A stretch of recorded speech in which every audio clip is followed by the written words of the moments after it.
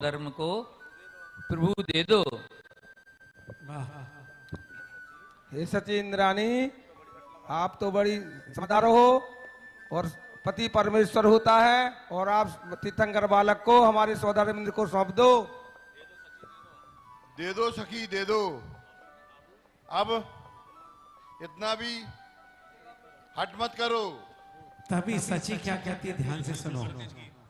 चलो सभी लोग भागो, अपनी इंद्राणियों को तो समझा नहीं पाते हो, मुझे समझाने आ गए हो।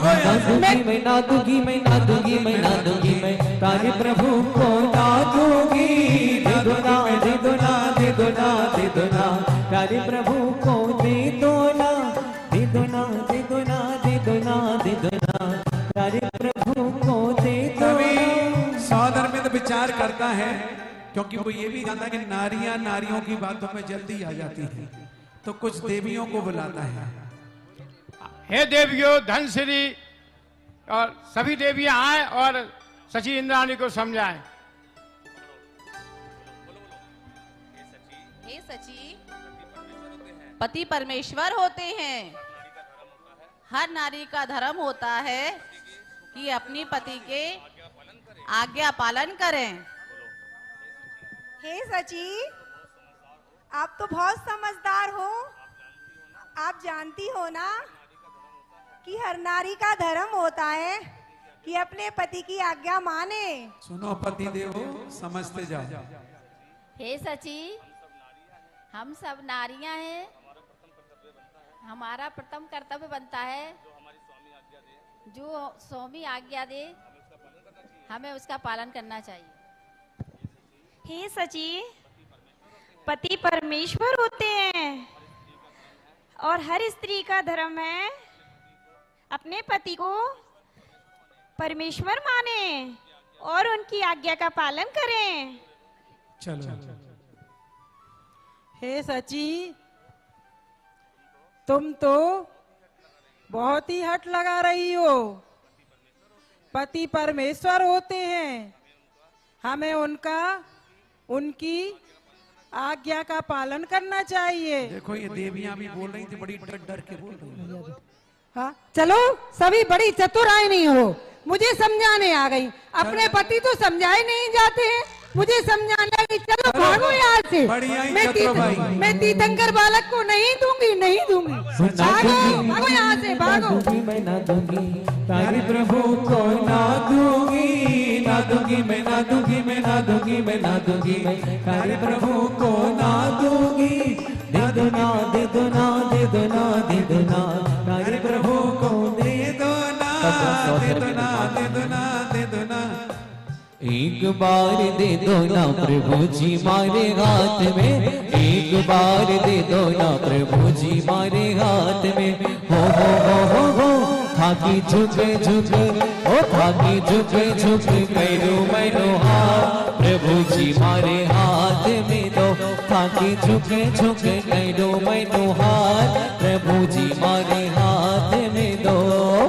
एक बार दे दो ना प्रभु जी मारे हाथ में।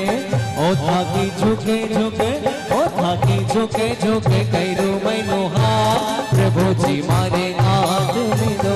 थाकी झुके झुके, करो मैनो हाथ प्रभु जी मारे हाथ में दो। और सची विचार करती है, सची विचार करती। इसके पहले मैं आपको समझा दूं, आज चायशाला, भोजनशाला, नाश्ताशाला सब बंद है। पहले पूज्य गुरुदेव के प्रवचन होंगे, प्रवचन के बाद भव्य शोभा यात्रा प्रस्थान करेगी।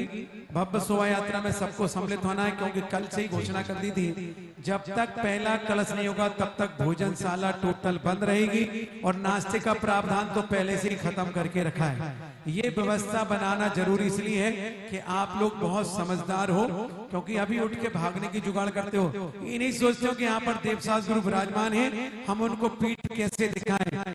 देवसास गुरु को पीठ कभी मत दिखाना।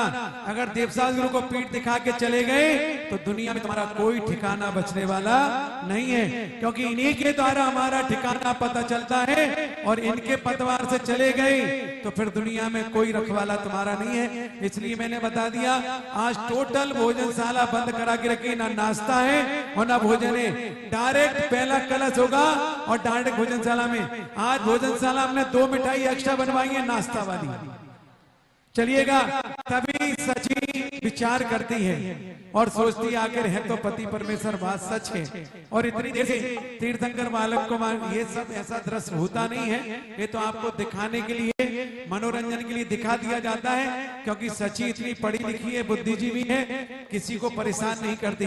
लेकिन अगर हम इतना सब कुछ नहीं दिखाएं तो फिर तुम लोग अभी थोड़ी देर में सो जाओगे, इसलिए थोड़ा सा मनोरंजन कर देते हैं। आगम में ऐसा कहीं नहीं मिलता कि ये सारा दृश्य मिले, क्योंकि वहां तो तीर्थंकर बालक आए और सौदे में मांगा और तुरंत दे दिया जाता है। लेकिन आप लोगों को थोड़ा सा, क्योंकि टीवी का जमाना है, फिल्मी दुनिया में हो तो थोड़ा बहुत एक्शन भी दिखाना जरूरी है, इसलिए व्यवस्था बनाई है। तभी सची विचार करती है और मन में आता है क्यों नहीं तीर्थंकर बालक को सौंप दूं। सची कहती है, लो नाथ तुम भी क्या याद रखोगे? लो नाथ आप भी क्या याद रखोगे? तीर्थंकर बालक को ले लो, मैं दे रही हूँ, मेरे नैन भी तृप्त नहीं हो रहे हैं नाथ। लेकिन ध्यान रखना नाथ, मुझे जब भी धर्म करने का मन होगा, मंदिर बनाने का मन होगा, तो वो सारी प्रॉपर्टी उसी में लगवाऊंगी नाथ। समझ लो, वचन दे दो आज। ठीक है, मैं वचन देता हूं, जब भी आप किसी धर्म कार्य में कहोगी या किसी मंदिर बनवाने कहोगी या कोई संत निवास बनेगा, और मैं पहले से भी देता हूं, मैं तुम्हारे बगैर पहले से बजाओ तालियां जोरदार, क्योंकि सची ने कहा कि मुझे कुछ नहीं चाहिए, मेरा तो जब भी मन मंदिर बनाने का हो तो मंदिर बनाने में मुझे अंतराय नहीं डालना, वही प्रॉपर्टी तुम उसमें लगा देना, बस मेरा मन मंदिर खिल जाएगा। जोरदार ताली बजाएं। और सची विचार करती है और तीर्थंकर बालक को सौंप देती है।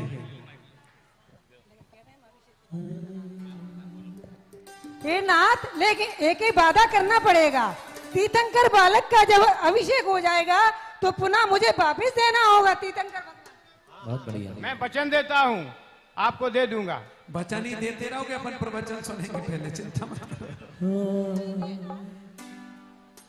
फिर सौदर मित्र, एक नहीं, 2 नहीं, 100 नहीं, सहस्त्र नेत्रों से तीर्थंकर बालक के दर्शन करता है। धन्य भई निरों की अखियां, धन्य भई निरों की अखियां, धन्य है ना जीवनाथ नाई तोरे आंगन में, तीर्थंकर जन में आज माई तोरे आंगन में। धन्य हुए गे हाथ सची के, धन्य हुए गे हाथ सची के, पहले गोद उठाए माई तोरे आंगन में, वो पहले गोद उठाए माई तोरे आंगन में। तीर्थंकर जन में आज माई तोरे आंगन में, अरे आंगन में तोरे आंगन में, आंगन में तोरे आंगन में। तीर्थंकर जन में आज माई तोरे आंगन में।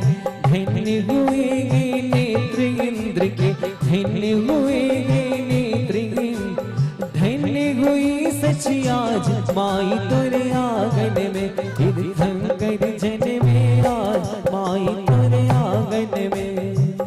और सौदर मित्र उन प्रभु को सहस्र नेत्रों से अवलोकन करता है और फिर तीर्थंकर बालक को लेकर के पांडुक वन की ओर प्रस्थान करता है।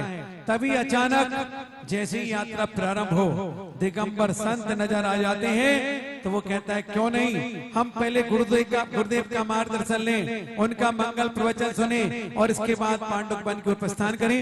मैं बिना किसी औपचारिकता के डायरेक्ट गुरुदेव के चरणों में आप सबकी ओर से, अपनी ओर से बारंबार नम्र नमोस्तु करते हुए प्रार्थना करता हूँ, हे गुरुदेव हम सभी को ऐसा आशीर्वाद दें कि हम लोग जन्म कड़ाक महोत्सव में सम्मिलित होकर के अपने इस मानव जीवन को धन्य कर सके।